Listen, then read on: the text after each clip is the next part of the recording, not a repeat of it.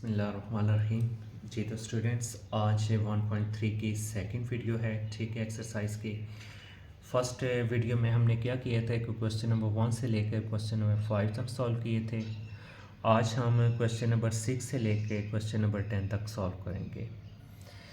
तो question number 6 देख लेते हैं। ठीक है, क्वेश्चन नंबर 6 क्या है कि for a class party the students council purchased 42 balloons at rupees 1.85 each. ठीक है, यानी कि एक क्लास में पार्टी चल रही थी जहाँ पे स्टूडेंट काउंसिल ने, ठीक है, क्या किए हैं, 42 बलून्स किए हैं, परचेज़ किए हैं।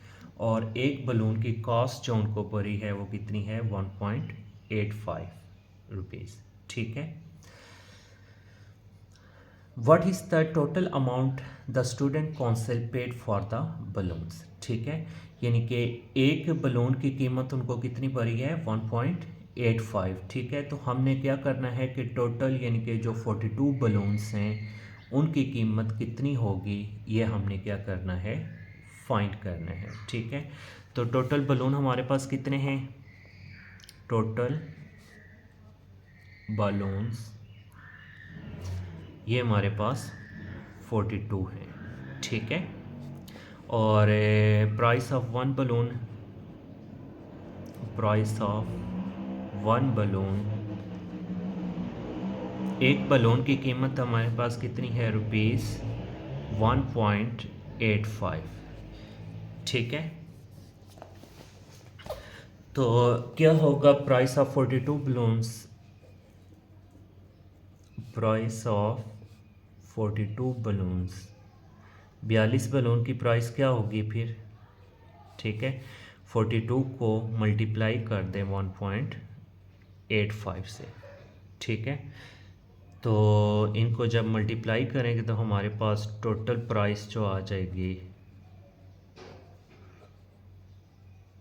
टोटल प्राइस आ जाएगी 77.5 रुपीज़। ठीक है, ये हमारे पास इसकी क्या आ गई है, टोटल प्राइस आ गई है।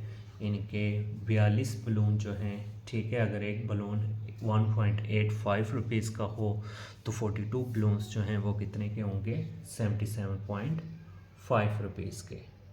ओके स्टूडेंट्स, नेक्स्ट क्वेश्चन है क्वेश्चन नंबर 7। वो क्या है हमारे पास कि a group of friends made 4 yard long rectangular banner. ठीक है, यानी कि एक दोस्तों का ग्रुप था, उन्होंने 4 गज लंबा रेक्टेंगुलर बैनर बनाया है। ठीक है, रेक्टेंगल क्या होती है, रेक्टेंगल इस तरह की होती है। ठीक है, यानी कि जिसकी आमने सामने वाली साइड्स क्या हों, इक्वल हों। ठीक है, और एंगल हमारे पास 90 डिग्री के बन रहे हों और आमने सामने वाली साइड्स इक्वल हों, वो क्या होती है, रेक्टेंगल होती है। ठीक है, तो एक रेक्टेंगुलर बैनर उन्होंने 4 गज लंबा बनवाया है। ठीक है, दे पेड रुपीज़ 3.75 पर यार्ड। ठीक है, उन्होंने यानी कि क्या किया है कि 3.75 एक गज के हिसाब से उनको पे किया है फॉर द फैब्रिक्स, कपड़े का। ठीक है, कपड़े का उन्होंने 3.75 पर गज के हिसाब से पे किया है। And rupees 9 for the film to go around the banner. ठीक है, और 9 रुपये उन्होंने फिल्म को दिए हैं। ठीक है, जो कि बैनर के इर्द गिर्द को वो क्या कर रहे हैं, मजबूत कर रहे हैं। ठीक है, 10 yard parameter, what was the width of the banner. ठीक है, बैनर की क्या करनी है, विड्थ फाइंड करनी है। ठीक है, तो ये ऊपर उन्होंने बताया हुआ है कि लंबाई कितनी है बैनर की, 4 यार्ड। ठीक है, 4 गज लंबा है अगर। ठीक है, तो रेक्टेंगल का हमने क्या पढ़ा है कि रेक्टेंगल के आमने सामने वाली साइड्स क्या होती हैं, इक्वल होती हैं। अगर ये 4 गज है हमारे पास तो ये भी क्या होगा, 4 गज होगा। ठीक है, इसी तरह इसकी जो है बैनर की विड्थ है वो हम लेट कर लेते हैं, क्या है हमारे पास, x है। अगर ये साइड x है तो ये वाली साइड्स भी क्या होगी, इसकी x होगी। ठीक है, इसका पैरामीटर हमें दिया हुआ है, पैरामीटर कितना है, 10 यार्ड। ठीक है, तो सिंपल पैरामीटर का फार्मूला लगा लें। वो क्या होता है हमारे पास, सम ऑफ फोर साइड्स। ठीक है, यानी कि चारों साइड का सम होता है। ठीक है, यानी कि एक ये वाली साइड कर लें x, ये वाली हमारे पास 4 आ जाएगी, इसी तरह ये x और ये 4 आ जाएगी। ठीक है, पेरीमीटर हमारे पास 10 दिया हुआ है, तो ये 10 is equal to x 2x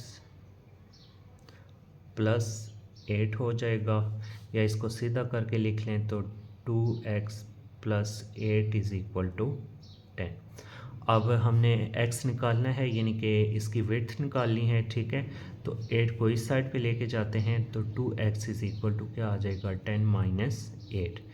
तो 2x इक्वल आ गया 2k। ठीक है, अब 2, ये वाला 2 जो है x के साथ मल्टीप्लाई हो रहा है, इधर आके क्या हो जाएगा, डिवाइड हो जाएगा। तो x इज़ इक्वल टू क्या आ जाएगा, 2/2, ये 2 से कैंसिल हो गया, तो x is equal to 1।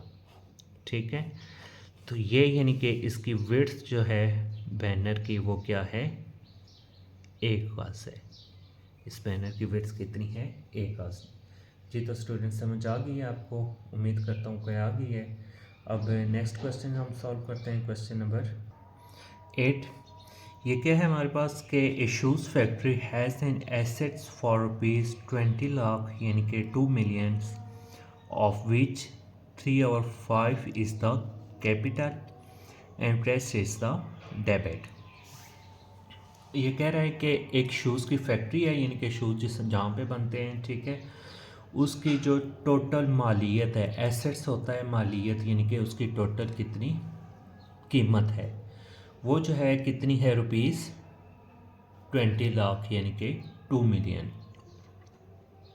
Of which 3.3/5 is the capital. 3/5 मतलब कि अगर इससे के एसेट्स के 5 हिस्से किए जाएं, 1 2 3 4 और 5। ठीक है, तो 5 हिस्से किए जाएं, तो इसमें से 3 हिस्से जो है वो उसका क्या है, कैपिटल है। कैपिटल होता है यानी कि जो नकद अमाउंट उसके पास मौजूद है। ठीक है, एंड द रेस्ट इज़, बाकी यानी कि दो हिस्से बचे हैं, इज़ द डेबिट। डेबिट होता है कि कहीं से उधार वगैरह लेके जो बिज़नेस में डाले हुए हैं। ठीक है, यानी कि एक आदमी एक बिज़नेस स्टार्ट करता है। ठीक है, 2000 रुपीज़ का। ठीक है, जिसमें वो क्या करता है कि 1500 उसके पास नकद होते हैं, 500 कहीं से और से उधार लेके, तो 2000 रुपये उसके पास हो जाते हैं, तो वो वहाँ के क्या कर देता है, अपना बिज़नेस स्टार्ट। सेम सिचुएशन यहाँ पे ही है, यहाँ पे भी है। ठीक है, यानी कि इसकी शूज़ फैक्ट्री जो है 20 लाख की है, जिसमें 3/5 जो है वो कैपिटल का है और बाकी जो है वो डेबिट है, यानी कि उधार वगैरह के पैसे पड़े हुए हैं। नेक्स्ट क्या कह रहा है कि find the amount of capital and debit. ठीक है, तो हमने बताना है कि इसमें कैपिटल की अमाउंट कितनी है, 20 लाख में से कितने रुपये उसके पास नकद थे, एंड डेबिट यानी कि उसने उधार वगैरह लेके कितने रुपये इसके बीच में डाले हैं। ठीक है, तो सिंपल है, यानी कि क्या कर लें, टोटल एसेट्स कितने हैं शूज़ फैक्ट्री के, टोटल एसेट्स वो हैं हमारे पास ₹20 लाख। 20 लाख रुपए टोटल हैं इसके। ठीक है, अब कैपिटल इसका निकाल लेते हैं सबसे पहले। ठीक है, कैपिटल क्या आ जाएगा, 20 लाख को मल्टीप्लाई कर दें आप, कितना है, 3/5 से। ठीक है, तो ये सिंपल 5 4 द 20 और आगे जितने भी ज़ीरो हैं वो कर लें, यानी कि 4 1 2 मल्टीप्लाई बाय 3। ठीक है, ये यानी कि 4 लाख मल्टीप्लाई बाय 3 करेंगे तो इसको ये कितना आ जाएगा हमारे पास, ₹12 लाख।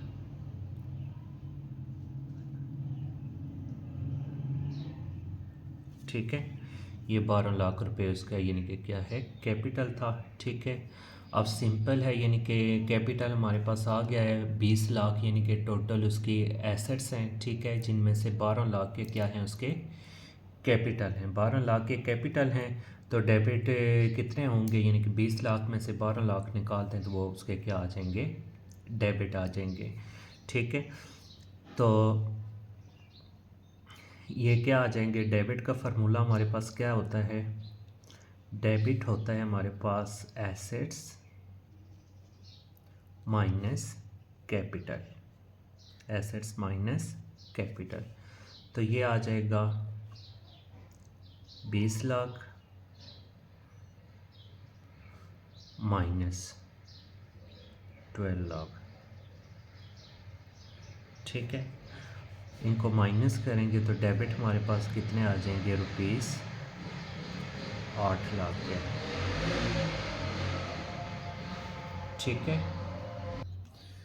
जी, तो स्टूडेंट्स नेक्स्ट हमारे पास क्वेश्चन नंबर 9 है। वो क्या है कि world lowest temperature in past 100 years was recorded to be -89.2 degree Celsius at Vostok Antarctica.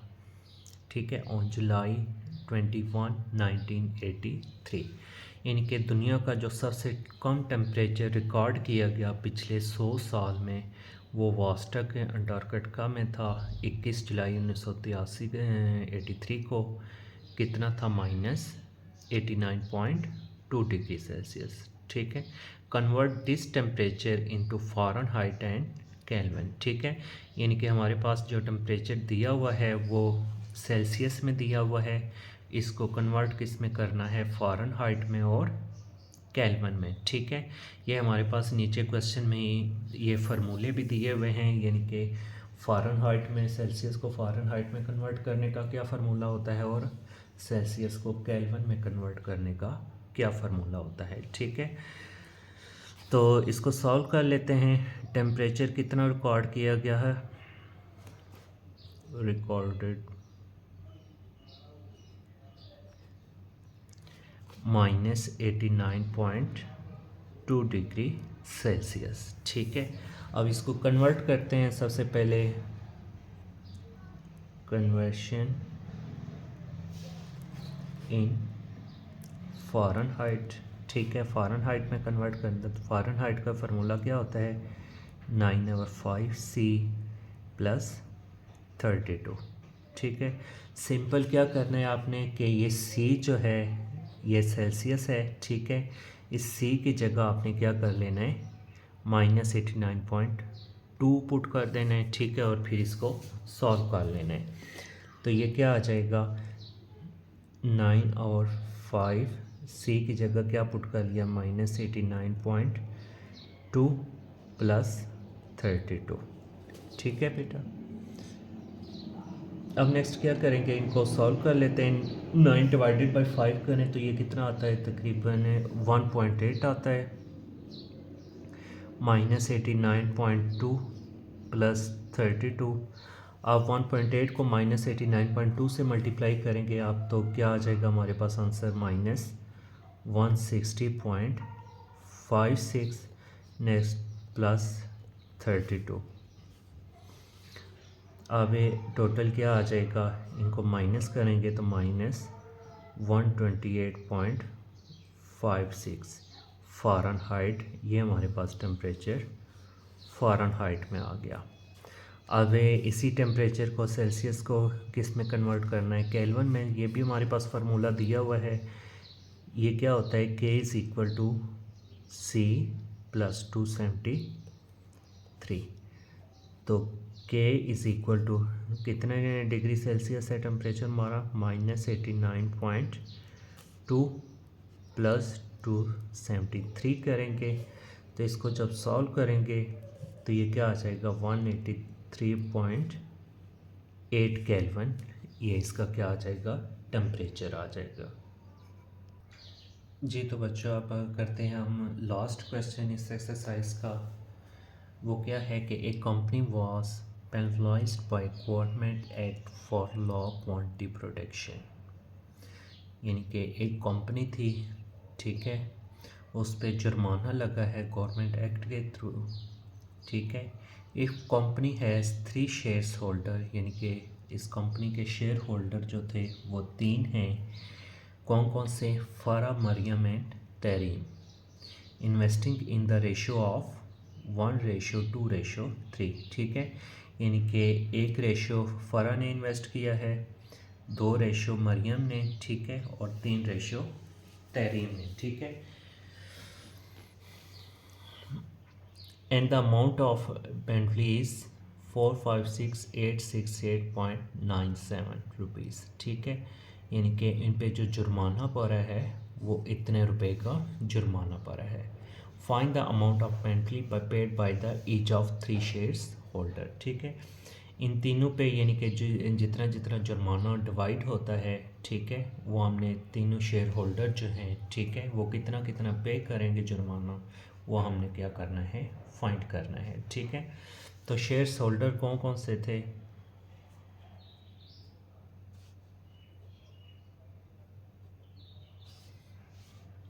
फ़रा है एक,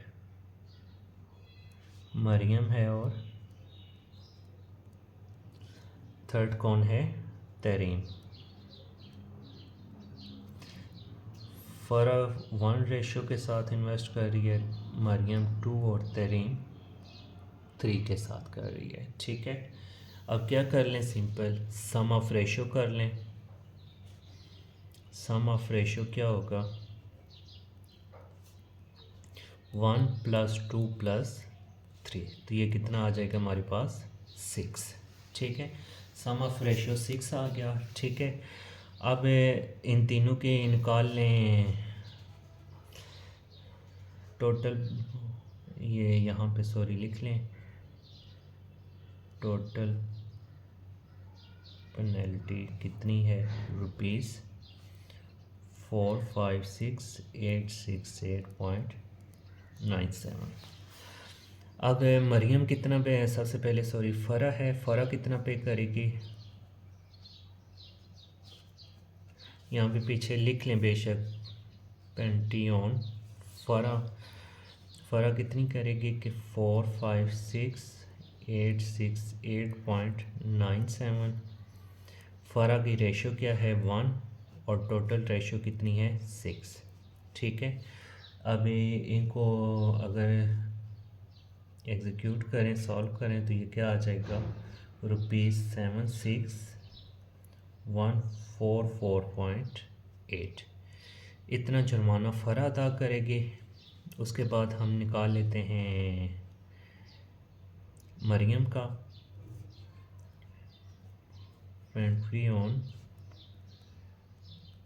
मरियम, यही उसका भी कर लें, 456,868.92। मरियम की रेशो क्या बन रही है? हमारे पास 2 है रेशो, ठीक है, डिवाइडेड बाई 6 कर लें। 2 3 था, तो इसको 3 से डिवाइड अगर करें तो हमारे पास क्या आंसर आता है? ₹152,289.65। इतना जो जुर्माना है वो मरियम पे करेगी। थर्ड पे पेनल्टी ऑन तहरीम है। तहरीम कितना अदा करेगी? 456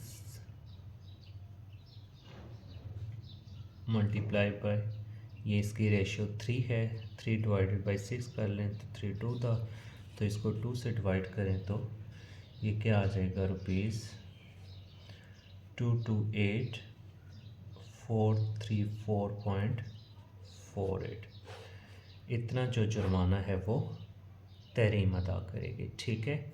अब चेक करना हो आपने तो क्या कर लें? सिंपल ये तीनों जो आंसर हैं इनको सम कर लें, ऐड कर लें तीनों आंसर को, वो इसके इक्वल आएगा, ठीक है। ये टोटल फाइन के इक्वल आएगा, ठीक है। इसी के साथ ही हमारी ये 1.3 एक्सरसाइज कंप्लीट हो गई है। मैं उम्मीद करता हूँ कि आपको समझ आ गई होगी, ठीक है। नेक्स्ट हमारी वीडियो होगी वो होगी रिव्यू एक्सरसाइज के बारे में, फर्स्ट यूनिट की। तब तक के लिए खुदा हाफिज़, बाय।